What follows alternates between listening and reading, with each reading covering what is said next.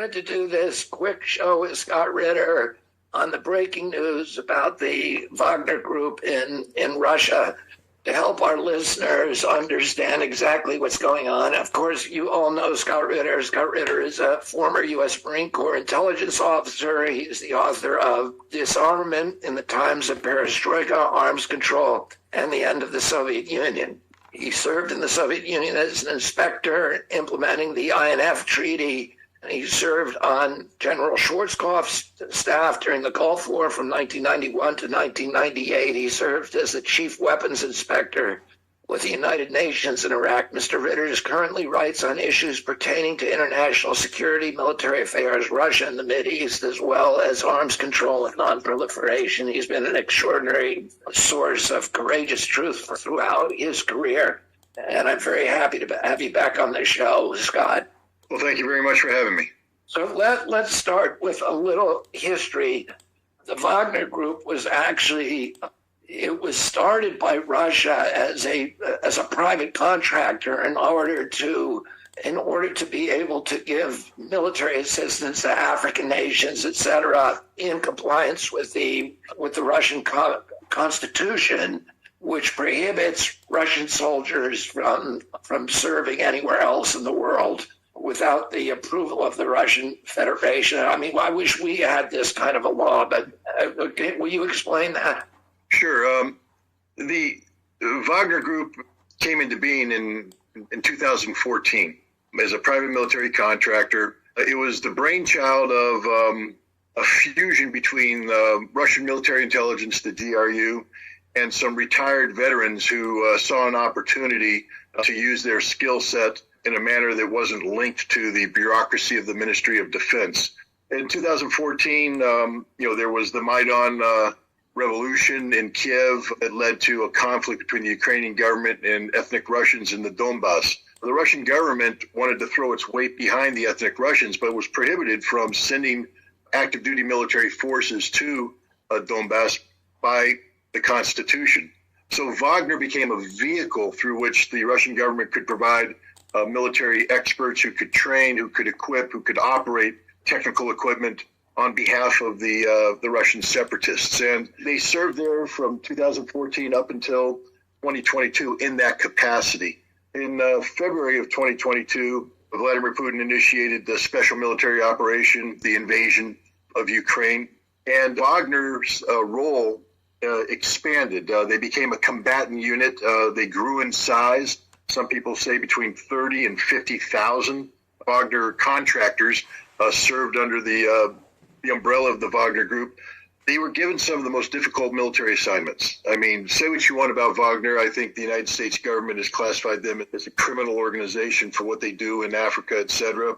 But in the Donbass, let's be clear, they are some of the most professional and effective military combatants out there. They've achieved tremendous success in very difficult circumstances in urban fighting against the Ukrainian forces, and they developed a well-deserved reputation within Russia of being sort of these heroic patriots, which is all fine and dandy, except there's a problem, the legal status of Wagner.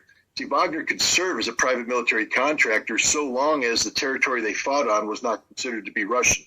But after the referenda in September and October of last year, the territories that Wagner served on in Lugansk and Donetsk now became Russian territory. And just hold on a second there to explain that. There was a referendum in the Donbass in which Donbass voted 90-10 to join Russia.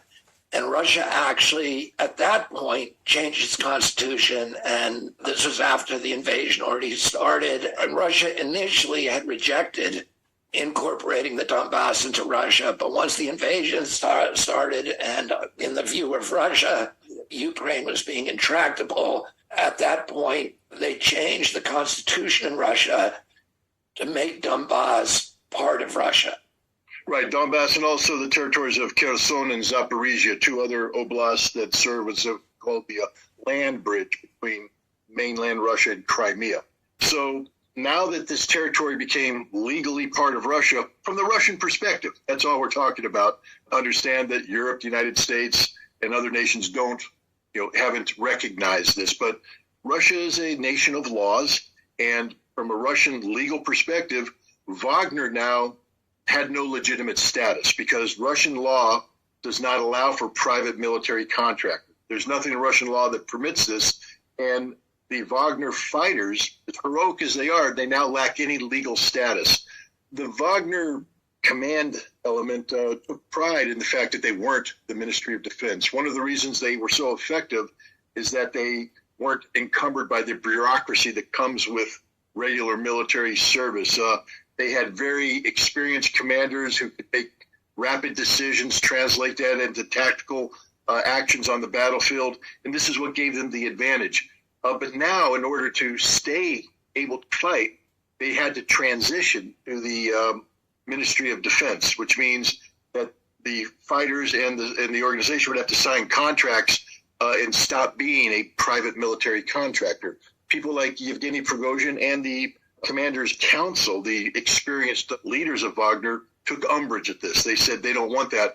And it became sort of it turned into a war of insults, so to speak, where in order to justify not wanting to be part of the Ministry of Defense, Prigozhin started to insult the Minister of Defense and the chairman of the General Staff, General Gerasimov. And this became a very vitriolic internet-based campaign. Let me just interrupt for a second, just to make you backtrack, because you know so much about this. Prigozhin is the figurehead chief or director of Wagner. The true power of Wagner is in the hands of the four members of that command council.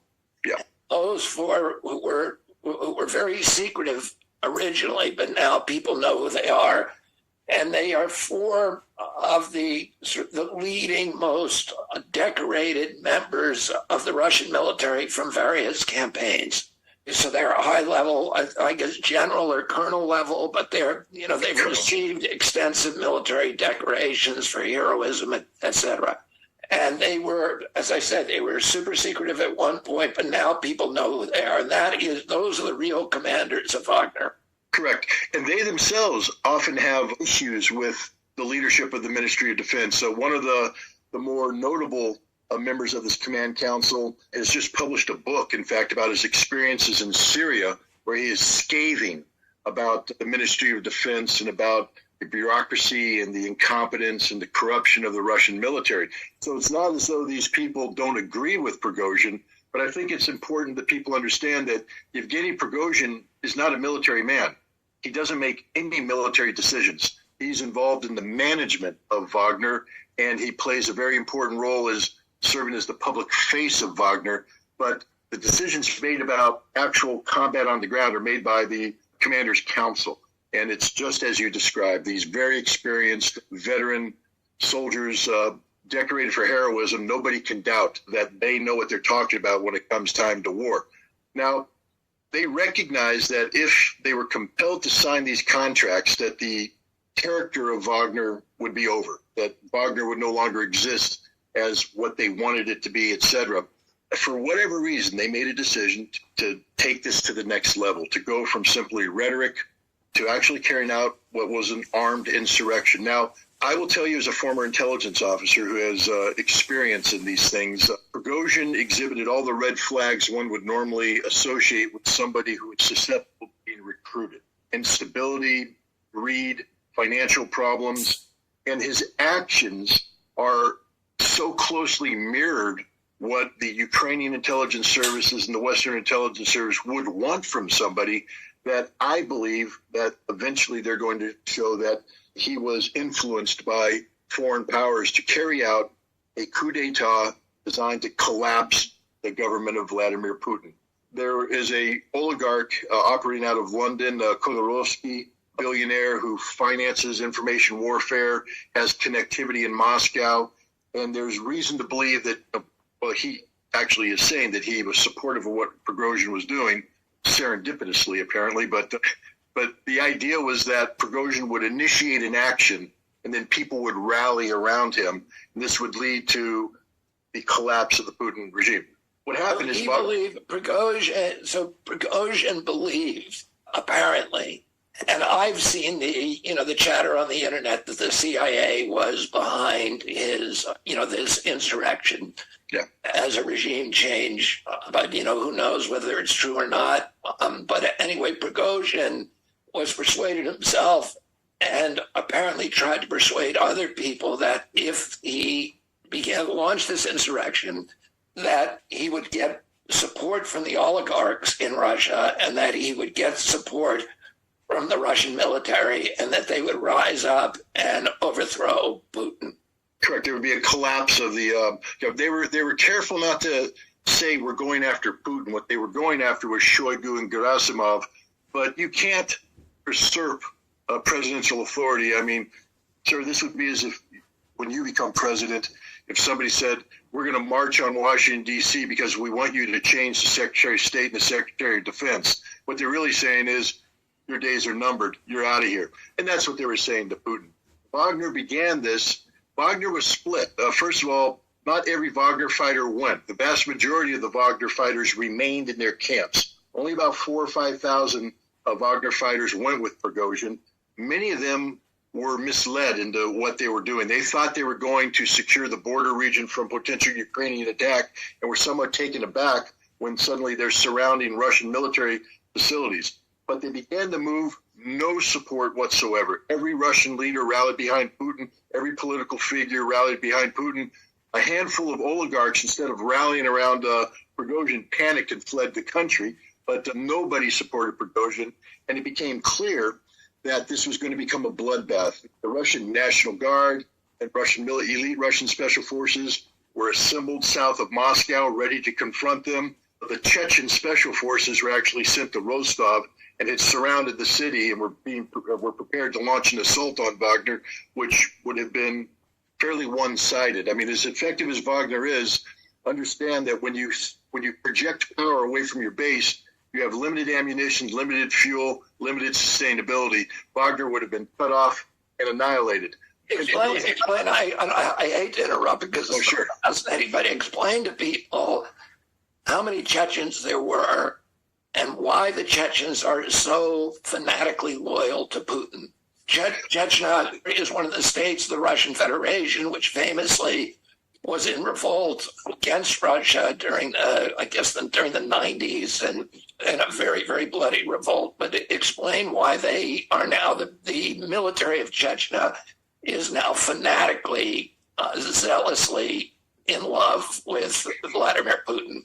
Sure. Well, as you mentioned, there were actually two Chechen wars. The first one began, I believe, in 1993, lasted a couple of years, and it ended with a Russian defeat. And the Chechen Republic actually became an independent republic.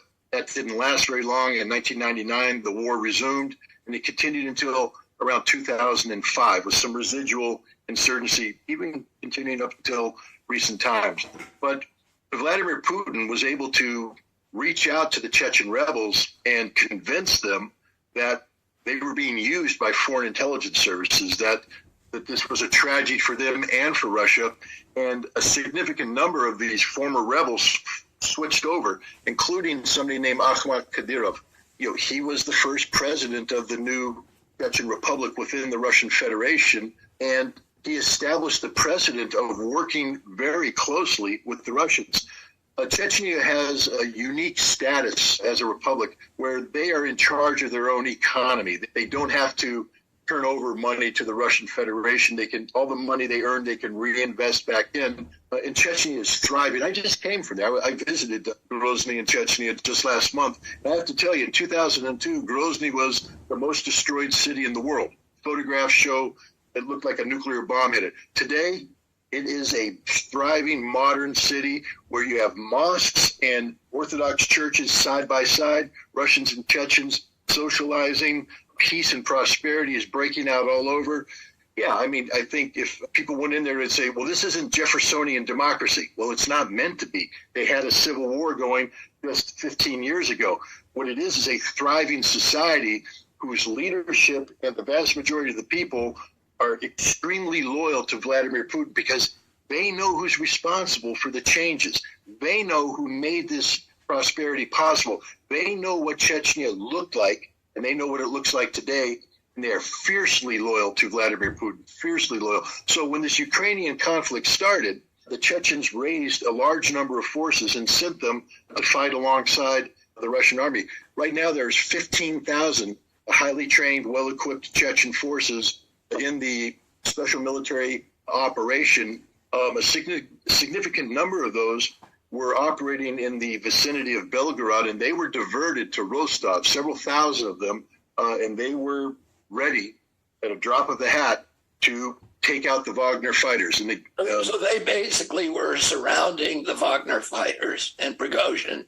Yeah, if the Akhmat forces went forward, they would have cut off the Wagner fighters in Rostov, and the Wagner fighters would have quickly run out of ammunition, and they would have been annihilated. That's the reality. It would have been bloody fighting. The Wagner fighters are very good fighters, especially in an urban environment, but they would have been cut off from any supplies, and it would have been over very quick. And this is where Prigozhin finally had the moment. Vladimir Putin called him what he is, a traitor. He stabbed Russia in the back. Prigozhin's popularity plummeted. When this started, he was a very popular figure. Wagner enjoyed unprecedented levels of popularity. Throughout Russia, there were these giant billboards with recruiting posters for Wagner. Wagner had movies made about them. People were singing songs about the exploits of Wagner. Today, that's all over. All those posters are down, and people recognize Prigozhin as the traitor he was, and there's a huge stain on the honor of the Wagner Group, which, by the way, is going to be disbanded, because Prigozhin came face to face with the fact that nobody rallied to him. He is a traitor. He was marked for death, and he had a choice: either continue and die and condemn all of his soldiers to death, or he could back down, which he did. President Lukashenko of Belarus intervened on behalf, oversaw a negotiation. It wasn't a negotiation, it was a dictation. Prigozhin has agreed to withdraw all the Wagner forces. Prigozhin is going to be exiled into Belarus. He's being kicked out of Russia. He's going to be exiled to Belarus. He'll be under the supervision of Lukashenko. Every Wagner fighter that went into Russia that was knowledgeable of what Prigozhin is doing, they will be given a pardon, but they won't be allowed to join the Russian military. Their days as a fighter are over. The Wagner soldiers that remained in Russia or were misled will be permitted to sign a contract to join the Ministry of Defense, but Wagner as a unit is over. It's being disbanded. It's being broken up. So the 80% of the Wagner soldiers who remained in their barracks and refused to follow Prigozhin into the insurrection will now be signed into the Russian military. The 4,000 who followed Prigozhin and joined the insurrection will be drummed out of the military but pardoned, and Wagner itself is through. Yes. Okay. Anything else we need to know? There's a couple things. There's a lot of articles being written now about how this shows that Putin's regime is a house of cards, that Russia is weak, etc. And I think what this demonstrates is the exact opposite. Vladimir Putin remains the most popular Russian leader in history, and the fact that nobody defected from him during this time speaks volumes. This was a stress test for Russia. It wasn't intentional. A lot of people are talking about some sort of Game of Thrones fantasy of Maskirovka and deception. No, this was a national tragedy. This was an embarrassment for Russia. You can't have just, again, when you become president, if a military organization or Blackwater took up arms and marched on Washington, D.C., no matter how it was resolved, it would be an embarrassment for you. It would be an embarrassment for the nation. This is an extremely embarrassing moment for Russia, for Vladimir Putin. But they came through it, and what's important is it had no impact on the battlefield. The Russian military on the battlefield continued to perform. There were no breakthroughs by the Ukrainians, so anybody that was hoping that this incident would somehow lead to a collapse of Russia will be disappointed. If anything, from this embarrassment, I think Putin will emerge even stronger than before. Ritter, thank you so much for updating us, and keep up the good work. Thank you very much. Well, thank you.